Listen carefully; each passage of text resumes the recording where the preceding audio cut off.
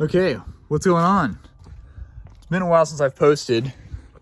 Ricky is way up in the air right now, going through some changes again, as always. Fuel pump failed, and currently the whole rear end of the car is pulled out of it, torque tube's pulled out of it. The transmission is off, getting faceplated right now at Liberty Gears.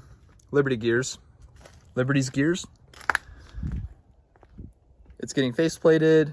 We're doing a C6 Z06 30 spline main shaft in it, as well as a 30 spline matching pinion gear to make that a little stronger.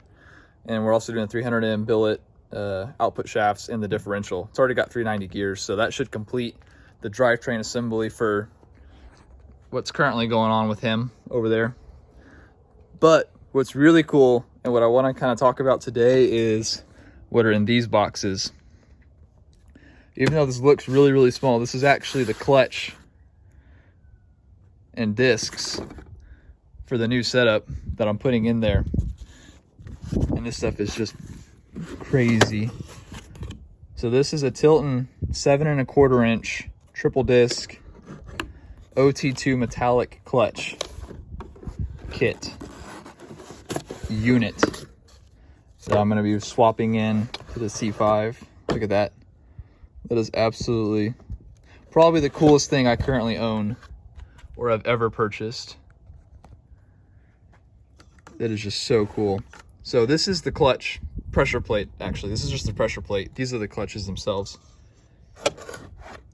And you can see in the middle, we have all these floater rings. And basically, all of these discs get stacked up in the floaters and then get applied to the flywheel. In the game of saving weight everywhere, especially rotating weight that carries a lot of rotational inertia, regular GM flywheels are 168 tooth and they have a standard diameter. This is a 153 tooth, so it's actually a smaller diameter again, which also requires an offset starter because now the diameter is smaller, the starter needs to move with it to start the motor and turn all of these little teeth around. So I'm actually going to get all of this unpackaged out of the box, and then I want to weigh it all compared to the stock stuff and figure out how much weight we're actually saving. And what's really important with all of this weight savings is not only saving weight is always a good thing, but when it's rotational weight that is being driven by the engine, how important it is just gets ridiculous. It's so intense of how much weight and how much you can pick up just by removing weight off of the back of the engine, and basically the reaction that the car has from removing that weight. Whenever you can remove weight closer to the engine, that's going to have a bigger effect than removing weight away from the engine after the transmission and after the rear gear, because everything gets geared and changed around and torque multiplied. It's not as important. So I'm going to get this stuff out of the package, weigh it all, and I'm going to get the stock stuff, which actually it's not stock.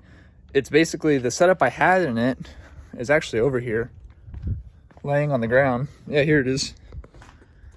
So I actually already had a super lightweight chromoly, thoroughly cooked ACT flywheel. So this isn't even stock. I think this is already like a 20-pound weight savings over stock, this aftermarket setup. So me comparing my Tilton setup to this isn't even a true comparison of how much it would help a stock vehicle. So let me get these weighed really quick while they're dirty, and then I'll get the clean parts going. Okay, here we go. Start with just the flywheel. Bear with me one sec. So that flywheel is 19 pounds. I think the OEM flywheels are in the high 20s, maybe low 30s. I'd have to look it up. But there's the flywheel. And now let's get the clutch and pressure plate assembly, which is 38 pounds. That's insane. So that's 57 pounds, if my math is right, of how much these components weigh together. Is that right? 38 plus 19? What is math?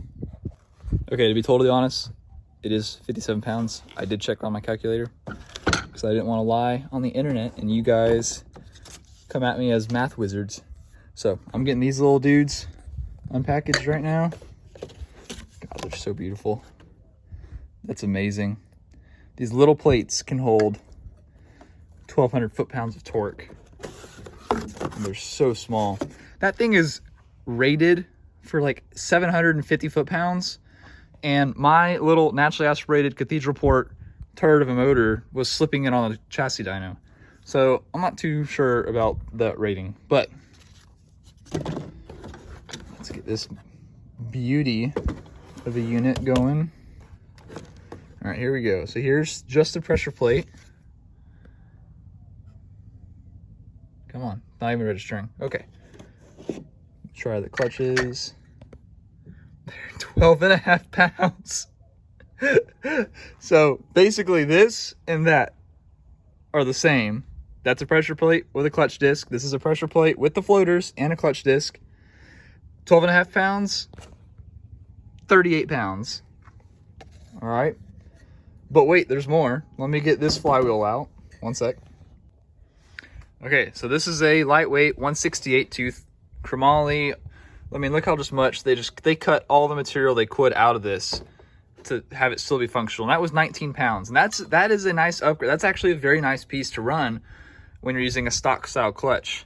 But it does not compare to another 12.5 pound 153 tooth small diameter itty bitty flywheel.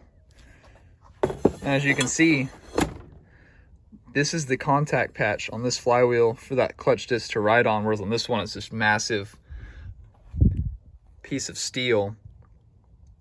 And not only is it statically lighter, just putting it on the scale, but look how far the diameter is of where all that weight is on a big 12-inch, 11-inch, whatever it is, clutch, compared to this 7.25.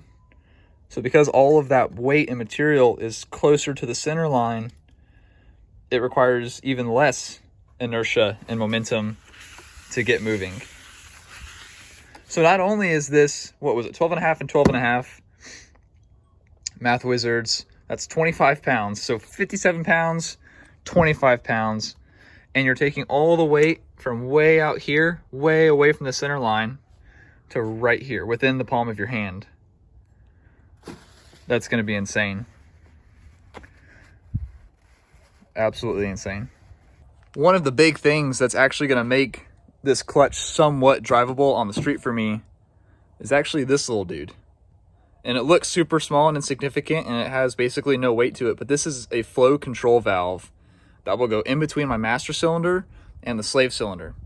And they actually include a couple different little orifices you can use to test with. And basically it restricts, you can barely see me on the other side, it restricts the total amount of fluid flow that can go from the master to the slave. And through magic and fluid dynamics theory that I don't understand, it makes the clutch more drivable and makes it to where I won't want to kill myself every time I try to leave from a stop sign with this ridiculous 12.5 pound triple disc. So really curious to see how this works. I think it's going to be sweet. I'm not a math engineer, so I wasn't able to do all the calculations to equate this, but I know there's a couple websites that have done calculations on when you put in a super lightweight clutch like this, what is the weight equivalent that it's actually affecting your car. And so I think one of the ones that was really thorough was on a BMW 3 Series, or maybe it was a Honda S2000. It's a 3 Series and S2000. But basically they went from a stock style, very heavy clutch to an extremely lightweight aftermarket clutch. And theoretically, because the clutch is so much less weight and the engine has so much less inertia, or the engine doesn't have to move nearly as much mass to get the car rolling, these little clutches are equivalent to taking 500 to 600 pounds off the car, depending on what gear you're in. Because the engine has nothing that it's trying to accelerate now. It's actually driving all that power through the transmission straight to the wheels, instead of having to turn 60 pounds, and this is aftermarket, OEM stuff, I think, would be combined 80 pounds of material going to 25. So this, along with the faceplated transmission, is going to make this an entirely different vehicle. Dare I say, an actual race car at this point. Like, it already has the cage, it already has a high compression stroker, pretty high horsepower engine. The heads on it suck. The heads are totally too small. That's why it doesn't make any power after 6,500 RPM. But that is going to be like adding another 50 horsepower to this freaking car.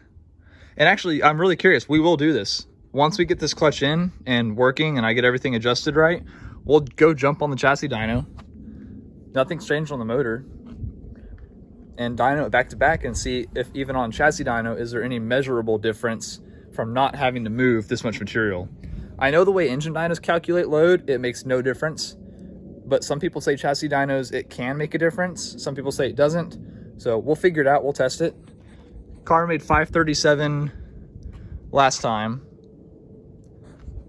And so we actually have the data to say whether or not it changed anything or picked up or lost. Tune-ups are the same, they haven't changed.